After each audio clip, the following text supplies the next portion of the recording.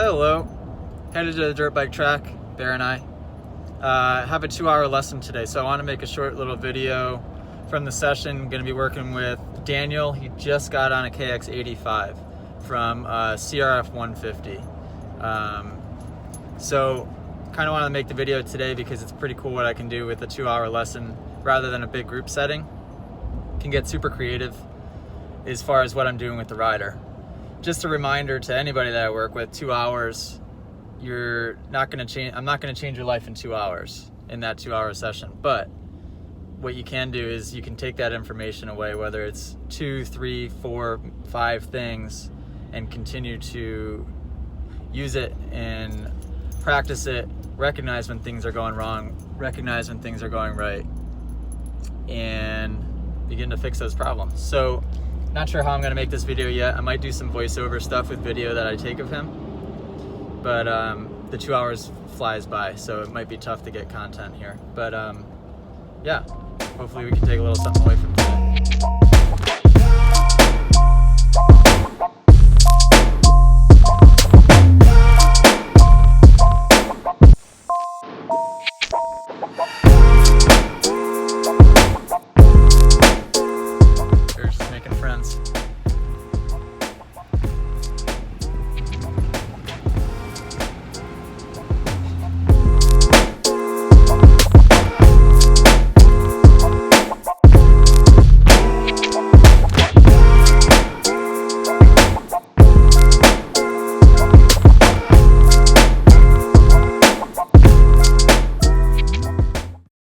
Alright, so seeing as how Daniel's new to a KX85, which is a taller and faster bike, the plan is to just try to get him comfortable. So we're going to do some unorthodox things today. We're going to do a little balance drill, which I'll show you guys in a second.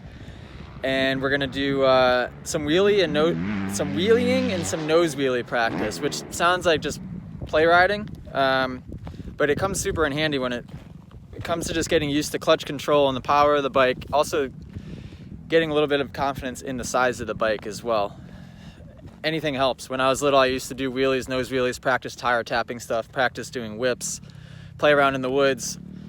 Seat time is seat time, and I just want to try to get them as comfortable as we can, as quickly as we can on the bike. After that, we're going to hop into some corner drills. Last time I worked with him last week, which is the first time I worked with him on the new bike, the biggest thing was getting him comfortable leaning in the turn. He was trying to turn the motorcycle with the handlebars and not actually lean the bike over. So we're going to work on that, try to find some corners with some ruts. Should be a good day.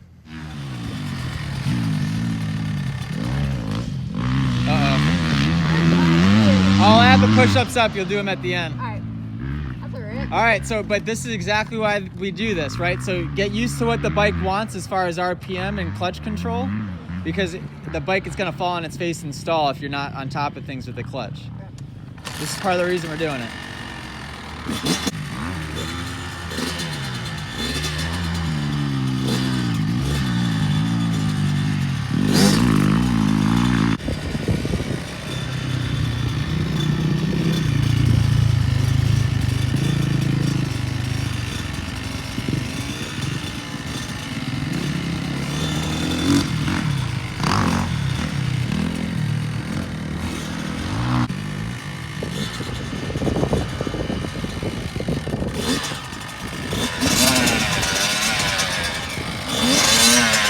That clutch, easy with the clutch.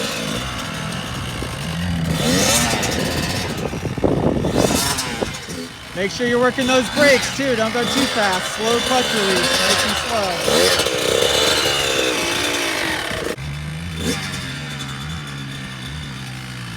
Keep it going.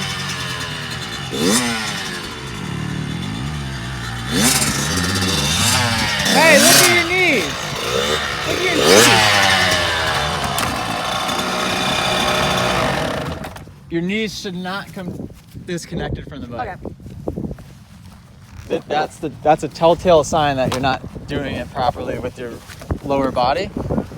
That's probably part of the reason you're having such a tough time. You shouldn't be balancing the bike like this. We're not MotoGP racing street bikes, right?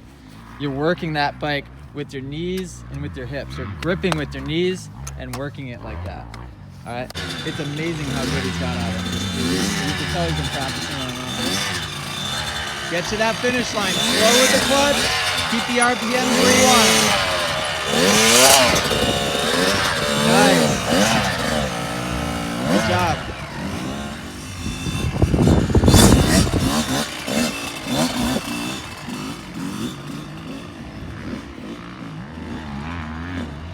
Finding that balance point.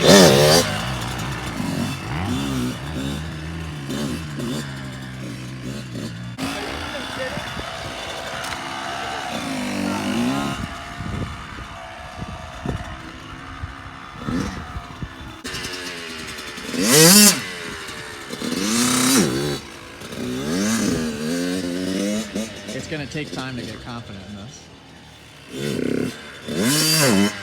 Oh. I don't know if his foot was there. There you go. That thing can pull me at 155 pounds in wheelie, no problem. It should be able to pull you. The only thing you're a little slow with the clutch, and then the times that you're actually letting the clutch out quick, you're being way too low, easy on the throttle, and you're too low on the RPMs. Right. You have to combine the two. It's rough, and at the same time, you're picking up the RPM so that that thing will actually come up. Again, you don't have to wheelie at 12 o'clock first try. Just get that front end off the ground. You're gonna have an easier time doing it on the grass than you are on that. Oh, I am? All right. Yeah, because right there, you're just gonna spin. Okay. In the grass, you should be able to get some type of bite. And then on the nose wheelies, when you're doing the nose wheelies, your whole body is flopping over the front of the bike. So it's telling me that you're not gripping with your knees enough, and make sure you're engaging your core as well. Like basically like flex your abs and just try to hold yourself where you are. Right. Because as soon as you hit your front brake, it looks like your front, like your helmet's about to hit your front fender. You flop over the bike so much. So just make sure you're ready for that. All right. A couple more tries, and then don't want to spend too much time doing this, but this is absolutely something you could practice, you know, at the house. All right, so we just got done doing some wheelies and nose wheelies. Daniel struggled with those a little bit, but it was his first time ever really trying that, so can't blame him. But that's definitely something he can practice. He actually has a yard he can practice that in.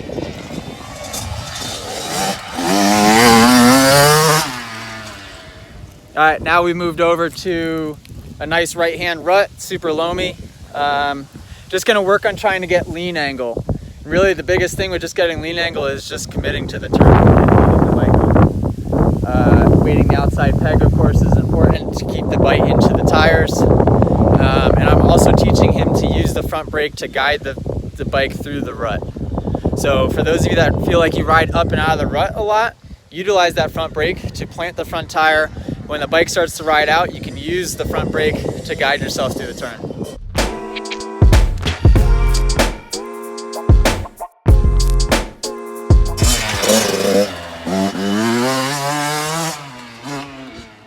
Pretty good. So if Daniel's comfortable spot is right here and mine's here, that's totally fine. You just need to maintain that. The key to this is that when you're here and you let off the throttle completely, what's going to happen to the bike? You're going to tip over. If you're here and you're planted in a rut and you pin the throttle, you're going to stand that bike up. So the key is to get that lean angle and to be able to make those adjustments, but to make those micro adjustments so that you're not launching yourself out of the rut and so that you're not tipping over. You need to be able to work the throttle and or the front brake just a little bit to be able to keep the bike where it's in its happy place.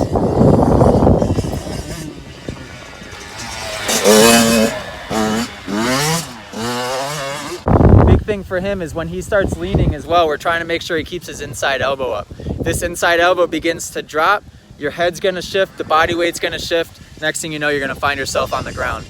You want to stay even with the bike. So if that bike's leaned over this much or dragging your handlebar, you want to be right there with it.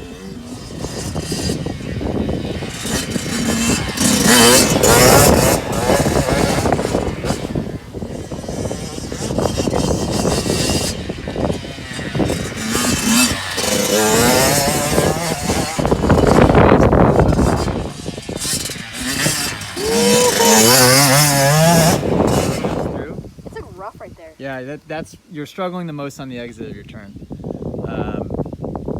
Make sure you're putting the weight a little bit into your feet rather than into your butt, because if the weight's into your feet, you can absorb those bumps. If the weight is all in your butt, those bumps are just gonna work you and you're just gonna be bouncing off of your seat like crazy, kind of like you're riding a bull. So make sure that weight's big time in that outside foot.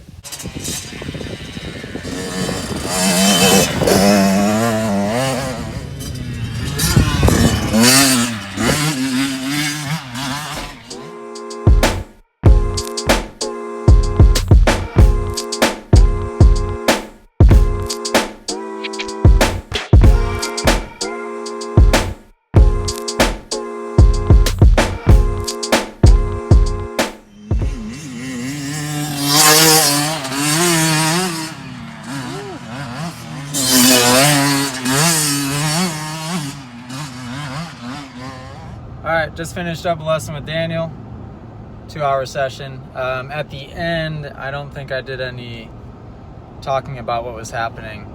We just worked on straight line ruts. So Daniel wanted to work this jump section, so we went over and worked this jump. We only spent about 5 minutes there until I realized that the section right before the jump, he crashed once and then he kept messing it up. And even though we weren't over there, I caught it out of the corner of my eye and I forced him to go over and work it. So he had this fear of just straight line ruts, which a lot of people do. But once you get past that mental block of just stopping, you can't stare at your front fender is the key.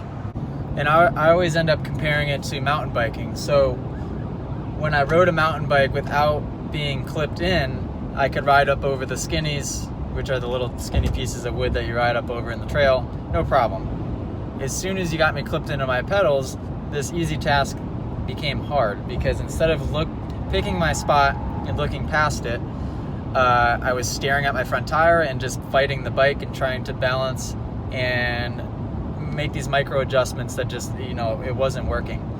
So it's same thing with motocross. You pick a rut, especially ones that are in a straight line, it's super straightforward. You just pick a rut, you look past it, you stay on the throttle, hips unlocked, toes pointed in so you don't catch a toe on the rut. And it's actually, it's quite easy once you get past that mental block. So took him a couple passes and then I got some videos of him actually hitting it pretty good with some confidence. So overall, solid lesson. Good job, Daniel. Hopefully you guys took a little bit away from this video, and hopefully I could get more of these coming out for you guys soon. It's just a lot of work for me to edit, but